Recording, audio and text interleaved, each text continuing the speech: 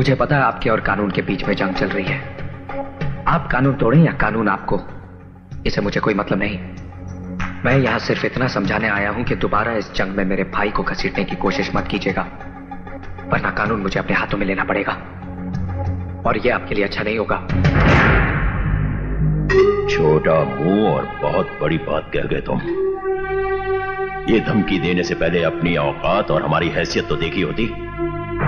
चूटी का हाथी को धमकाना अच्छा नहीं लगता बरखुरदार। चूटी होती तो बहुत छोटी है शोभराज साहब, लेकिन अगर हाथी के कानों तक पहुंच जाए तो उसकी मौत का कारण बन जाती है। और आप अपनी जिस हैसियत की बात कर रहे हैं ना, उस हैसियत को बहुत अच्छी तरह से जानता हूं मैं। बहुत अमीर करोड़पति हैं आप, लेकिन अपने बेटे की जिंदगी बचाने के लिए भिखारी बनकर मेरे बाबूजी के सामने भीख मांग चुके हैं आप।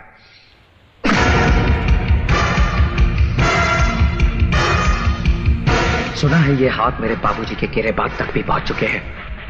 10-15 मिनट लोहे के वजन उठाकर कसरत कर लेने से ये मत समझिए कि आप बहुत मजबूत हो गए हैं। मैं हर दिन 15 घंटे पिछले 15 सालों से सिर्फ लोहे का काम कर रहा हूं, और लोहे से जब शीशा टकराता है तो उसके इतने टुकड़े हो जाते हैं कि गिनना मुश्किल हो जाता है। अंग्रेजी में एक कहावत है, एंगर। किसी और को सुनाना, मैं सिर्फ एक जुबान समझता हूं, हिंदुस्तानी। और उसमें एक कहावत है, 100 सुनार की और 1 लोहार की। मेरा भाई मेरी मां के जीने का सहारा है, और अपनी मां को उसकी जिंदगी लौटाने का वादा किया है मैंने। उसकी जिंदगी छीनने की कोशिश करने वाले की सांसें उसके ही सीने में दफन कर दूंगा मैं। याद रखना।